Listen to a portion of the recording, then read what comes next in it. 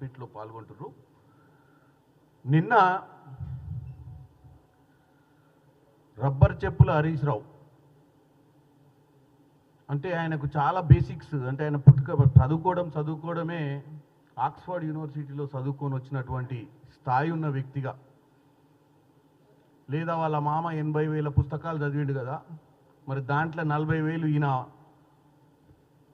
వాళ్ళ మామ చదివిన పుస్తకాలలో ఉన్న నాలెడ్జ్ని ఈయనకు కూడా ఏమంటారు అవగాహన, అంటే ఆ పక్కన తిరిగి దాంట్లోకెళ్ళి 40,000 ఈయన కంటిన్యూ అంటే అంత తెలివితేటలు పెరిగినట్టుగా. ఇప్పుడున్న ముఖ్యమంత్రికి బేసిన్ల మీద బేసిక్స్ లేవని, అక్కలు ఉందా లేదా అని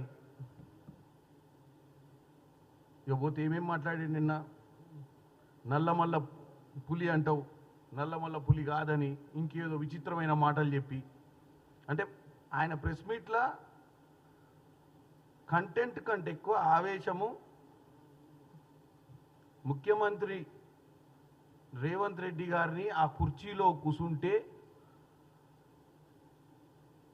చూడలేని, ఎందుకంటే వీళ్ళంతా రేవంత్ రెడ్డి గారు ఒక్కసారి కూడా మంత్రి కాలే, ఒక్కసారి కూడా అధికారంలో లేకుండా డైరెక్ట్గా వీళ్ళకు ఉన్నటువంటి పొగరు, వీళ్ళ నియంత ఆలోచనలను అధిగమించి ముఖ్యమంత్రి కావడాన్ని ఈ సంవత్సరంన్నరలో ఎన్నోసార్లు మనం హరీష్ రావు గారు ప్రెస్ మీట్లు పెట్టంగా చూసినాం. కానీ నిన్న ప్రెస్ మీట్ల తాస్పాం లెక్కలు వేసి గుర్తుండు ఆవేశం, ఏదో అక్కడ ఏదో అడుగుతుంటే 2-3 పాయింట్లు దొరికితే తట్టుకోలేక ఆ వీడియోలు తెచ్చి ఆడ ప్లే చేసి తెలంగాణ ప్రజల ముందు ఇక మొత్తం బయటపడ్డాడు. నదీ జనాలు మీ అయ్యా జాగిరా అంటాడు. ఎవరయ్యా జాగిరి కాదు నదీ జలాలు. నదీ జలాలు గోదావరి, కృష్ణ రెండు మన దగ్గర ఉన్నటువంటి జీవనదులు. ఆ 2 నదుల కిందనే మనం సాగు చేసుకుంటాం. మీరేదో నీళ్లు, నిధులు, నియామకాల కోసం తెలంగాణ ప్రజల కోసం మేము పోరాడినామని మీరు ఫీల్ అయిపోయి, నీళ్ళు అంటే మా సొంత సబ్జెక్టు, ఈ సబ్జెక్ట్లో ఎవరు చేయి పెట్టొద్దని, ఈ సబ్జెక్టు నాకు మా మామకు తప్ప మీరిద్దరే కదా ఇరిగేషన్ మినిస్టర్లు గతంలో, నాకు మా మామకు తప్ప ఎవ్వరికి తెలియదు ఏ ప్రాజెక్ట్ ఎక్కడుందో, ఎవ్వరికి తెలియదు ఎన్ని టీఎంసీలు వస్తాయో, ఎన్ని క్యూసెక్లు వస్తాయో, ఏనంగా నీళ్లు పోతాయో, ఏనంగా నీళ్లు జారుతాయో అనే ఒక పిచ్చి ఆలోచనలో మీరు ఉన్నారు. ప్రజలకు కావాల్సింది ఏంది? సమస్యకు పరిష్కారం. ప్రజలు నీళ్లు, నిధులు, నియామకాల నినాదంతో పోరాటం చేసి 1600 మంది బలిదానాల మీద తెలంగాణ సాధించినాం. ఈ నీళ్లు, నిధులు, నియామకాలు మీ సొంతం అనుకోనే నీళ్లు మీ మామ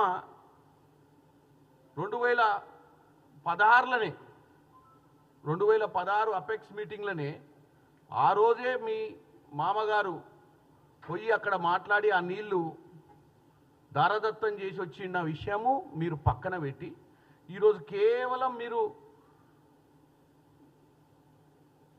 ముచ్చట చెప్పడానికి ముందుకు వస్తారు. తెలంగాణ ప్రజల్ని పక్కతో పట్టించే ప్రయత్నం చేస్తారు. ముఖ్యమంత్రి రేవంత్ రెడ్డి గారు తన ప్రెస్ మీట్లో క్లియర్గా చెప్పిండు, అసలు ఈ 3000 టీఎంసీ నీళ్లు సముద్రంలో కలుస్తున్నాయని చెప్పి అలా చంద్రబాబు నాయుడు గారు ఏదైతే మాట్లాడుతుండో ప్రెస్ మీట్లు పెట్టి, దీనికి బీజం పోసిందే నువ్వు ఇరిగేషన్ మంత్రిగా ఉన్నప్పుడు హరీష్ రావు గారు 2016 అప్పుడు అపెక్స్ మీటింగ్, అంటే ఆ రోజులల్లో మీరు ఎవరు గత చరిత్ర ఎవరికి తెలియదు అన్నట్టు మీరు ఈరోజు వచ్చి నీళ్లు మీ అయ్యే జాగిరంటావా?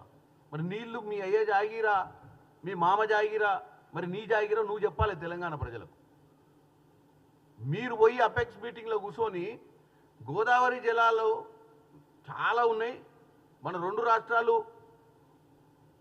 బేసిన్లు వద్దు, బేసిజాలు వద్దు అని చెప్పి మీరు పోయి మంతనాలు చేసి వచ్చి వాళ్ళని ఎంకరేజ్ చేసినటువంటి ప్రయత్నం మీరు చేసిర్రు.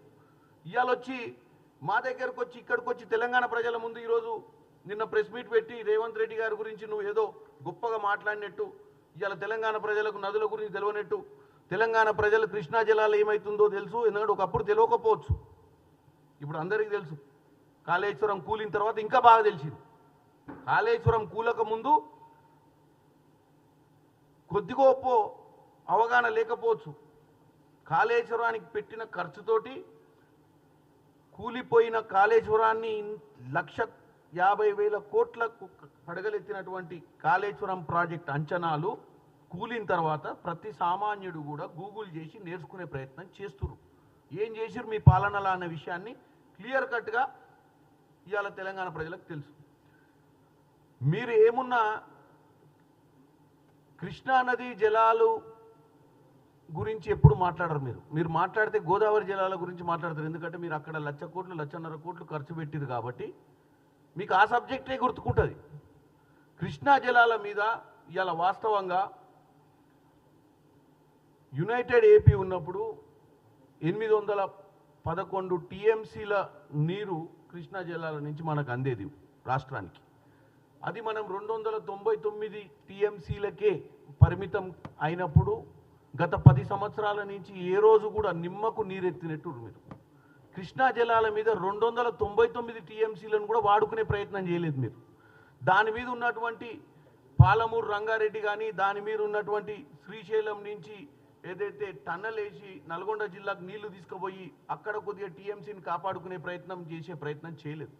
మీరు కృష్ణా జలాలలో కేవలం శ్రీశైలము నాగార్జున సాగర్ గత కాంగ్రెస్ అధికారంలో ఉన్నప్పుడు కట్టిన ప్రాజెక్టులే తప్ప మీరు ఏ రోజు కూడా 299 టీఎంసీలు వాడుకునే ప్రయత్నం కూడా చేయలేదు.